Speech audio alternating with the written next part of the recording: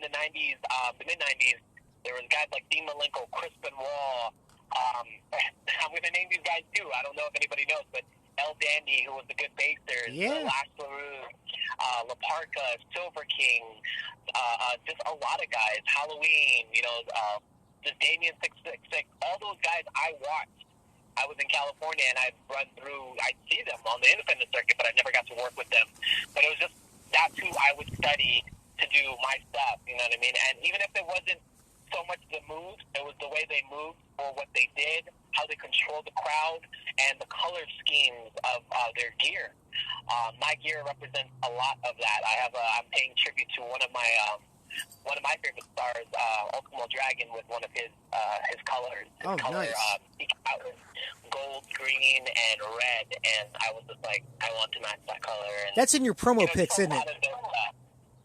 That outfit's in your promo pics, isn't it? Yeah, there's one of them. I think so, yeah.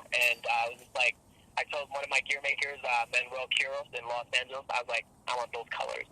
My style, but those colors. You know what I mean? So, that's awesome. Yeah, those are the guys I choose to study. Ultimo Dragon, Shibata, Hostess, Brian Danielson, Cesaro, Claudio. I don't know if everybody knows their names, but that's who I kind of. I never knew about the Indies, and now all I care about is the Indies. Nice. You know what I mean? That's pretty much what I like to watch. Okay.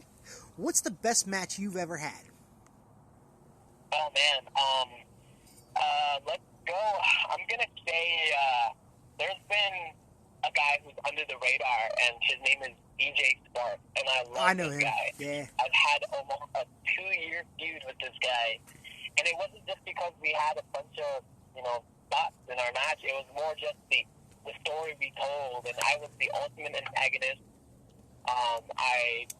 I did everything to sabotage this dude, where it was almost a real fight. The crowd wanted to fight me. His mom wanted to fight me. His sister wanted to fight me. On holidays, I would send personal videos to his dad, and I would antagonize him. I would sing Merry Christmas to his mother, and on happy birthdays, they'd all, happy birthday. I just want to say happy birthday, Mom, and I go, happy birthday, Mommy. Just to really get under their skin. And every match we've ever had, I can't tell you the exact match, but I know that EJ Sparks was the best match that I've had. Awesome. This is all for guys like Darby Allin, Chris Masters, my 205 Live match. This is over that, you know what I mean? I'm going to hold EJ Sparks as one of the best in-ring competitors and matches that I've ever had. Awesome. That is fucking awesome, bro. Who's your favorite worker today? As far as independent or mainstream? Any. Okay, so as anybody knows, I am the biggest Undertaker fan in the world. Nice. Undertaker has been traditionally passed to me from my mother, who got me into wrestling, my adopted mom, and she got me into the Undertaker, and I've been following his career ever since. As far as on the independent circuit,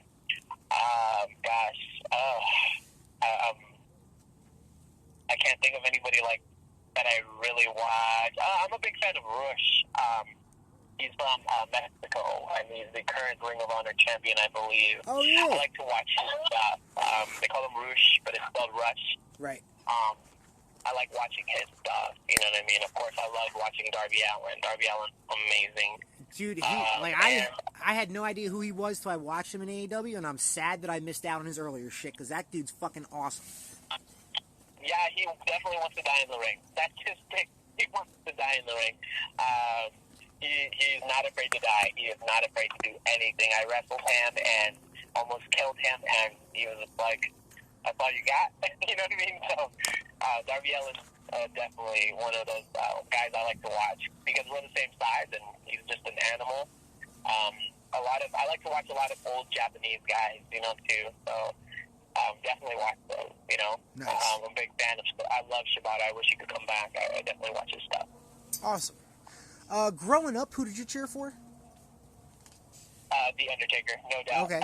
The Undertaker, and as far as I flipped the channel, man, it was definitely the Luchadors. I was a big Booker T and Juventud Guerrero fan. I don't know why. I do know why now, but back then I was just like, oh my God, Booker T, he was getting a push. But I used to raise the roof in my living room. I used to do the Harlem Hangover on a pillow. And as far as Timothy Guerrera, I used to grab the bottle and spin it out in the living room and get in trouble. But those two guys I was just like a fan of. I was like, oh, yeah. And then, last year I'm sitting in the car with Juventud Guerrera, and I just wanted him to know how much of a fan I was. And Juventud just looked at me and said, that's cool. That's cool. With his list, he has a list, so he was just like, that's cool. And I was just like, no, you don't understand. Like, this is cool. Oh, that's fucking funny. I got a picture with him. He was so cool, man. He was awesome. Awesome. Josh Payne and the guys from DWO are friends of mine. It's a great fucking company, man. Or it was. I'm not sure if they're still running. But talk about your experience working with them. I love Josh Payne. I love Kevin. I love all of them. BRC is what they're called in New Mexico. I think it's the Death Rage Cartel or something like that. Yep. I came to DWO in 2016, and I wrestled one of my fellow students, Pinky Santino, who's a giant freaking beast. And I came here, I didn't know anybody. Nobody knew me. Came out, nobody cheered. By the time I left, everybody was like, we want to see him back. And they chose that day, that night, to bring me back again. Nice. And ever since I've been employed, I just kept coming back with them. And I love New Mexico. New Mexico, like, this DWO is the only company that is pretty much running in this town of Albuquerque. Right. And I've become a household name where people are just like, they know me now. And I've become a bigger and better talent working under DWO because of everybody that's been there. I've feuded with guys like Thunder, who kicked my butt, and just a whole bunch of other people. And yeah, was he stiff or what? Say it again. Was Thunder stiff? Thunder was amazingly not.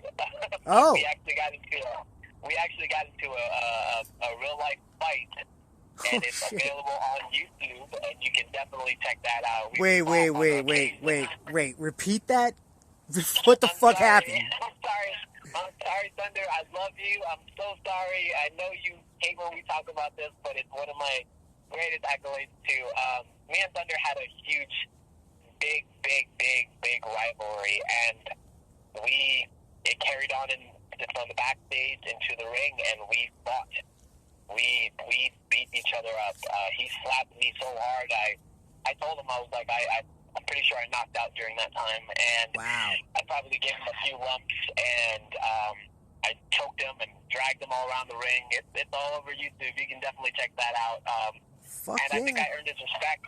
I'm a kid, coming into his territory. I'm on the rise. Fans are liking me. They're cheering me more, and I think he was just more like, no, this is mine. This is my time, my territory.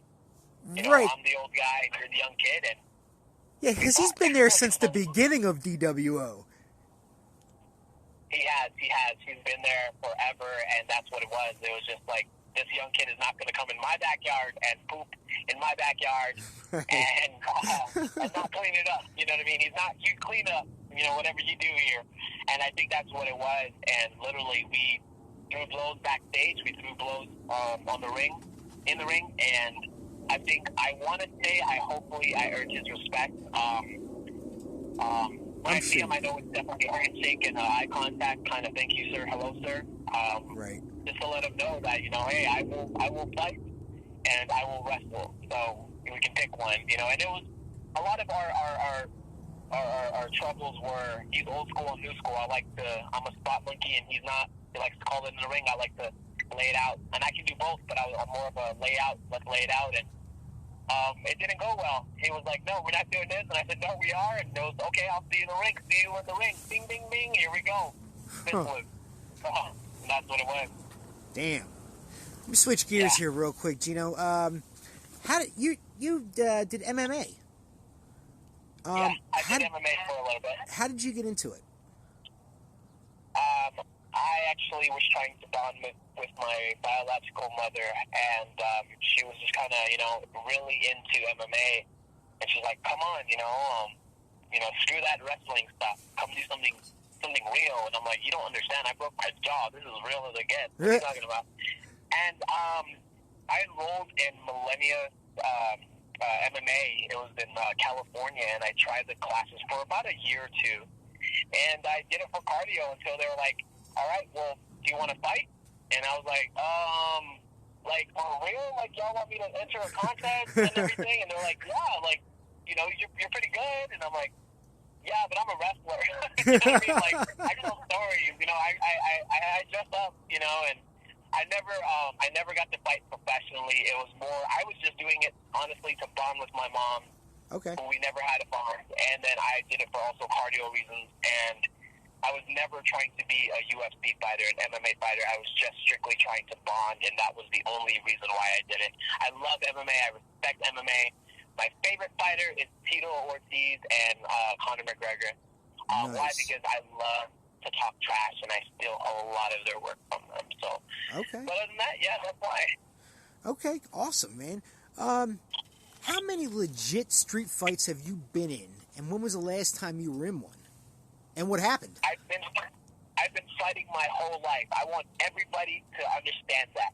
I've been fighting my whole life, from state to state, city to city, from gang rivalry to a supermarket store, last banana fighting over, you know, a TV kind of thing. I've been fighting my whole life. I will fight you to the death. I will bite you. I will scratch you. I will poke your eyeball out. I will fight you. Fighting is nothing new in my family. We're Puerto Ricans. We come from nothing but brawling and fighting. You say the wrong thing to a Puerto Rican, we are fighting. We're throwing down no matter where, what, why, how, we're doing it. Right. So, with that being said, the last fight I was actually in was at a grocery store. Literally walking in, a guy thought he knew me. I had no idea who he was. I'm in a new, different type of state and city. It was the wrong identity. This guy came up to me and wanted to fight, and he was just like, "Do you know who I am?" And I was like, "No, you're not talking to me." Like, what? And he was just like, "Yeah, you know who I am. You know who I am." And I was like, "Dude, I have no idea who you are. I'm new to the city." And he's new hands, and I just wasn't gonna, you know, I'm not gonna take my lumps, man. I'm gonna fight. So, right. Me being the wrestler I am, you know, I'm not good on my feet, but I am definitely good on the ground, and I will choke your ass out as I feel I should to defend myself, and I will kick you in the face as you're out cold. Nice. And that's exactly what happened. That's exactly what happened, because the police came there, and I said I was just defending myself, and everybody around that watched it. Of course, cell phones went out. I wish I would have gotten the video, because I upload everything to YouTube, and I wish I would have had that video to upload to show that really happened. I can't have the camera footage, as you know, they use it for evidence. So, but that was one of my fondest fights. But I've also looked, man, I've also had my share of getting my ass whooped. I made fun of a guy in high school.